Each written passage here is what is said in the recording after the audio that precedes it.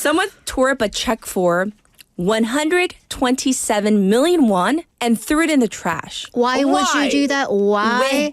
Well, you're trying to destroy evidence. Yes. Yeah. Oh, really? This isn't a mistake. This was completely on purpose. Okay. Because what happened? He is suspected of voice phishing. So Gangneung police yesterday booked a man in his 60s on voice phishing charges. Yes. So what happened last month? We're going to rewind. The police received a call from someone who's about to be the victim of voice phishing. The victim said he handed off a check for 127 million won.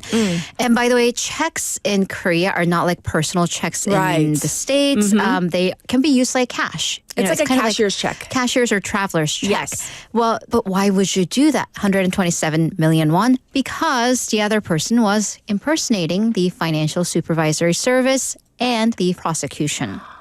I mean, two groups that will instill a fear in you. Yes. So the police, thankfully, they immediately stopped the check from the transaction and they combed through CCTV footage to identify the suspect. Great. But then the suspect apparently took a train from Gangneung and ran off to Seoul. But on March 23rd, the police busted him and found a torn-up check inside his home trash can. And they confirmed that this was the check that the victim had given to the man, Right. and the man admitted to the crime. Oh. And so turns out he's a part of a voice phishing operation, and somebody in the operation found out that the check had been stopped, informed him and told him to tear it the up? check. Yeah, and so that's what happened. Well, I would think that that's like real good evidence. The fact that, they found the check, that's a good thing for the police, right? It is. And then it's also really important for the victim. And here's the thing we need to know about checks, because if the police hadn't found the check that was torn up, Yes. the money would have been gone for the victim. There would have been no way for the victim to recover that money for 10 years. Why 10 years? Because, once again, checks in Korea are used like cash. So they can only be reissued by your bank if that check wasn't used for 10 years. Unless you can prove it's been stolen or Yes. lost. But here's the thing, although this victim is a victim of a scam, they physically handed it off. So it's not stolen or lost. I see. I mean, it is so technical, but legal things have to be technical because of the law. So it couldn't have been reissued immediately. Here's the thing about the victim. This was his entire retirement fund. Oh, no. Yeah, so it would have been 10 years, a long time if you are in that retirement age. So once again, please remind everyone around you, the police, the FSS, the authorities, prosecution, they will never demand money from you, especially to be collected in person. Yes. So, right. I hear about all the time people who have fallen victim to voice phishing. Right. And then when you hear their stories, you kind of think like, how could you not know? And then when you listen to the details, But in the moment, people do and they fall for it. psychologically Yes. pressure you so much. So the best way to prevent this is to consistently be in the know. Exactly, yes. All right, let's move on. We need an update on that audition show involving girls under 15. Right. Because there was a lot Real of quick talk. update. The show was literally called Under 15, featuring aspiring K-pop idol trainees, 15 years or younger, MBN.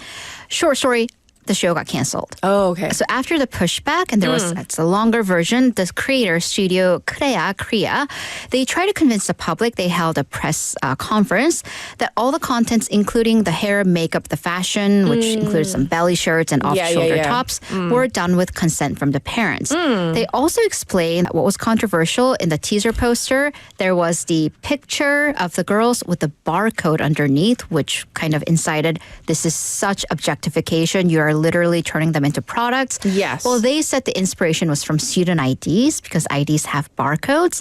But they also explained that the poster was designed by a woman and there are a lot of adult women in the production team. So Yes. this can't be objectification. Oh, yes, it can. Yes, it can. Well, right. if that's what the public sees. Right, Yes. right. So the pushback continued. Eventually, the Communication Standards Commission said it is conducting additional evaluation. So they're canceling the air date, which was initially today, looking to reevaluate, and the show will not go on MBN. Ah, yes. Let's move on and talk about this post-op x-ray. That has revealed something that shouldn't be inside a person's body and definitely not this woman's wrist. No, so a woman in her 60s, she filed for negligence, professional negligence resulting in injury suit against her doctor to Daejeon's Jungbu police. Yes. So last year, she apparently fell, broke her left wrist, and had to get surgery. And what happens is that the doctor would put some structures, devices in your wrist to basically hold it together, hold it in place while the bone grows. They did that, some pins and plates, and then 9 months later, they removed it because the bone had grown back. Okay. Well, she got that surgery to get the things removed in January, kept getting inflammations, there was swelling, the cut didn't heal. Yes. Went back, and the x-ray showed, and we probably have a visual, a plate. A metal plate. Oh my gosh. Clearly, and it's not supposed to be there, by the way. Right. It was supposed to be one of the things that were removed from her surgery. That's about 6 centimeters long. The doctor apparently only removed the small pins and not the plates. Yeah. He got the pins out. Oh, he, she, they forgot they the got plate. the pins out, but not the plate, and then sutured her up. So she had to go in for third surgery to remove that plate. And her attorney said that the plate moved inside the wrist and caused inflammations and pain, and said this is clearly evidence that the doctor did not look at his or her patient's x-ray once after the surgery, because I'm assuming that would be hard to miss. So, yeah, the attorney said that the doctor has not once apologized since this incident happened and has only been speaking to the patient through a hospital rep. Well, an official from the hospital said that the doctor is willing to call the patient should she want them to. And they have no intention of denying that there was wrongdoing, but there was apparently a discrepancy, a difference in opinion over the settlement amount. 합의금.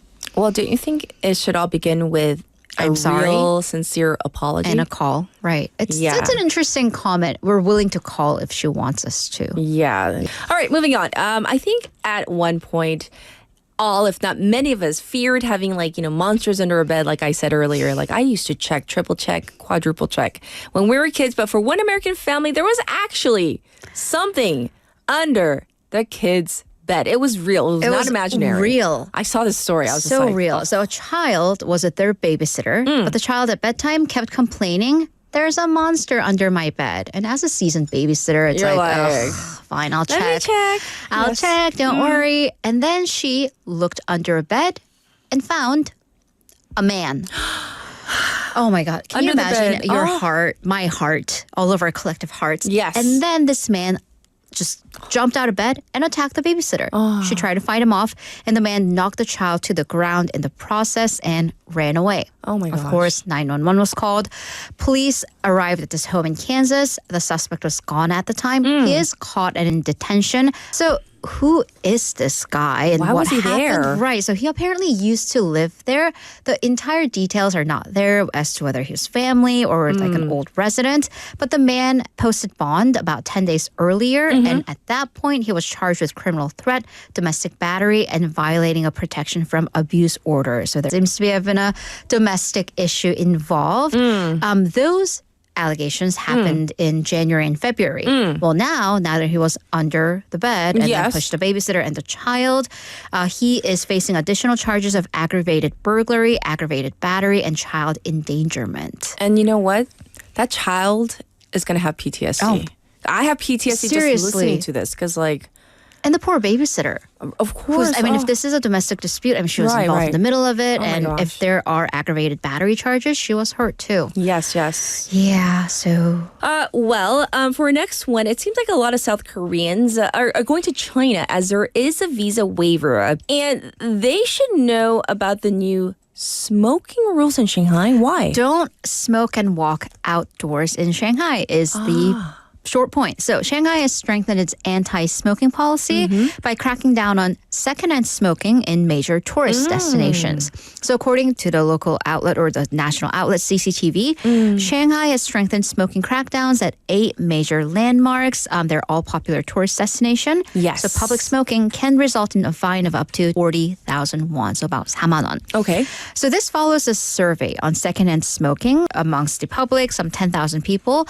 60% of respondents said they did not feel comfortable. They did not like smoking while walking, or they call it wandering smoking, with WANDER, as the smoke is just like drifting around. Yes. 90% said that they were disgusted by the smoke coming from cigarettes. Sure. And there is a big concern about how this can shape their public image as a major tourist city because more tourists are really coming in. True. By the way, that 40,000 won fine is bigger compared to Korea, but not that big compared to other areas. So for one, Hong Kong imposes a fine of 1,500 Hong Kong dollars. That's almost 30만 won. That's almost 300,000 won for smoking in elevators, then yes, you should be fined. Yes. In schools, parks, beaches, and bus stops. Macau bans smoking within 10 meters of bus stops and taxi stands, and a maximum fine also a little under 300,000 won. Well, I like these fines. I was going to say, if you raise those fines here domestically, then people will stop smoking in these areas Also, as well. littering cigarette butts, that too. Yeah. Thank you, Haley. Bye-bye.